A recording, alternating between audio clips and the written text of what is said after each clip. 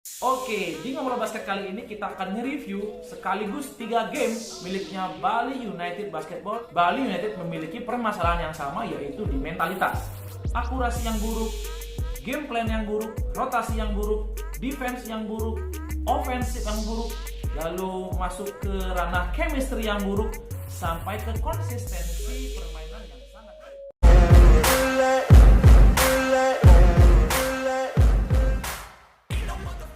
Dan akibat dari keempat kekalahan beruntun tersebut, saya mencoba mencari tahu di sosial media juga. Ternyata IG dari Bali United Basketball itu diserbu habis-habisan oleh para fans yang mengkritik permainan dari Bali United Basketball, mulai dari di lapangan, lalu mulai dari pemain dan juga pelatihnya.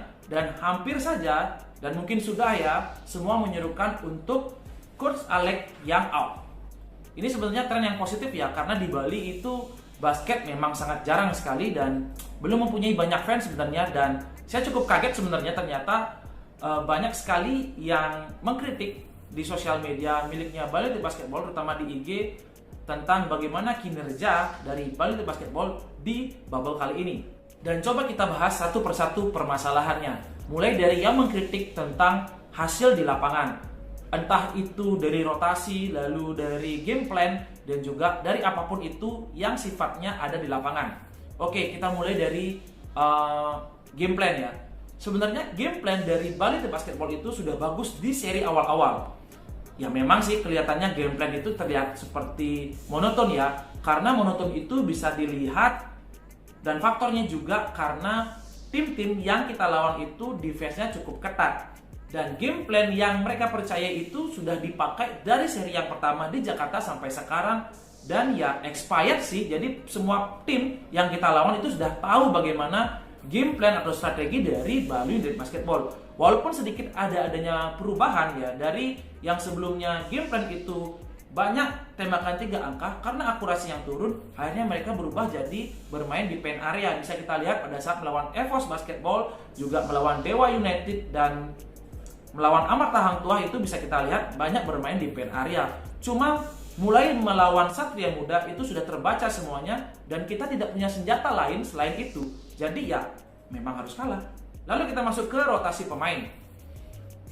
Ini cukup berat ya. Padahal sebenarnya Bali United itu mempunyai beberapa pemain yang dicadangkan tidak bermain. Ada 3 pemain berdasar itu di seri-seri awal, yaitu Jason, Kesawa, dan juga Bagus Perdana. Dan di tim yang 12 yang bermain di seri pertama itu, Mio pun juga dapat menit bermain yang sedikit. Padahal sebenarnya kalau kita cari baiknya adalah rookie-rookie ini berikanlah dia minute play, ya menit bermain di setiap serinya atau di setiap gamenya. Ya digabunglah antara senior dan ada rookie-nya, supaya bisa tetap terjalan ya strategi dari Coach Alex ini. Dan untuk mempersiapkan pemain-pemain tersebut pada saat berhadapan dengan jadwal yang padat. Ya memang pada saat itu kita tidak tahu bahwa akan ada bubble dengan jadwal padat seperti ini. Tapi ya pertimbangan lebih baiknya itu harus dilakukan sebenarnya.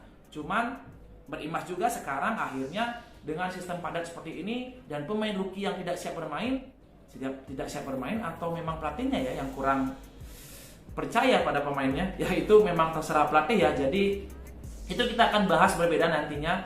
Ya memang begitulah keadaannya sekarang. Lalu kita masuk ke pemain.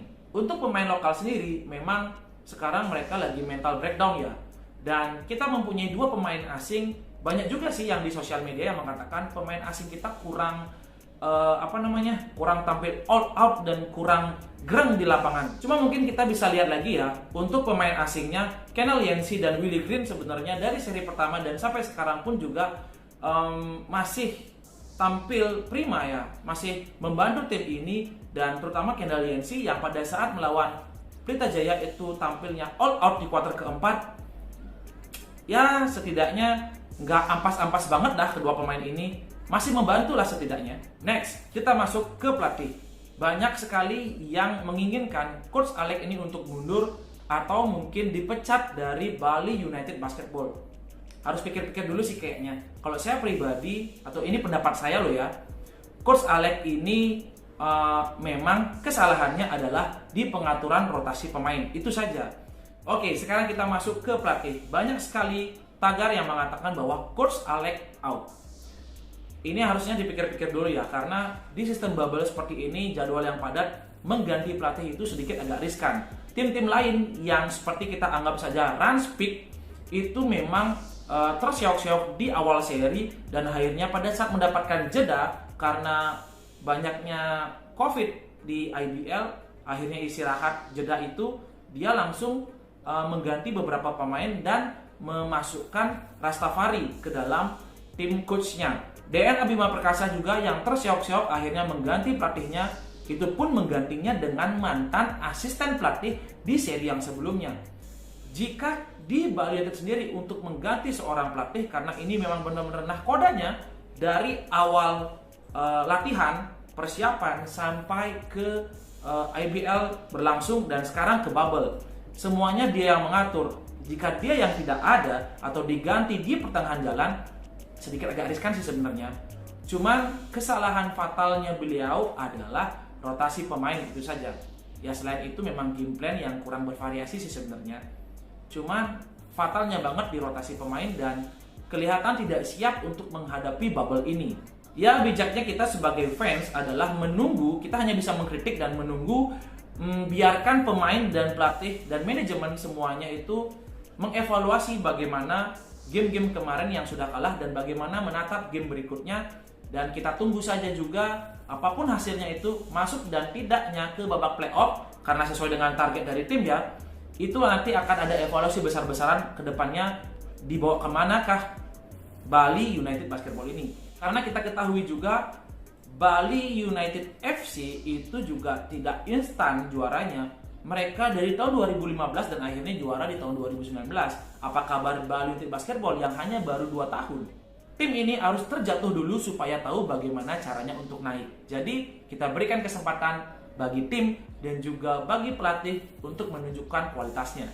Next, selanjutnya Bali United sudah ditunggu oleh Rans Peak yang di pertandingan terakhirnya itu comeback, benar-benar comeback, dan mereka sedang berada di top performa sekarang. Mereka bermain cukup baik sekarang setelah pergantian pemain asing dan juga ditambahnya dari tim coachnya. Ini suatu hal yang berat sebenarnya buat Bali United Basketball, tapi kita tetap optimis, kita tetap game berikutnya, dan semoga saja dapat recovery satu hari, Bali United Basketball bisa tampil prima berhadapan dengan Rans Peak. Sekian dulu ngobrol basket dan review game hari ini. Sampai jumpa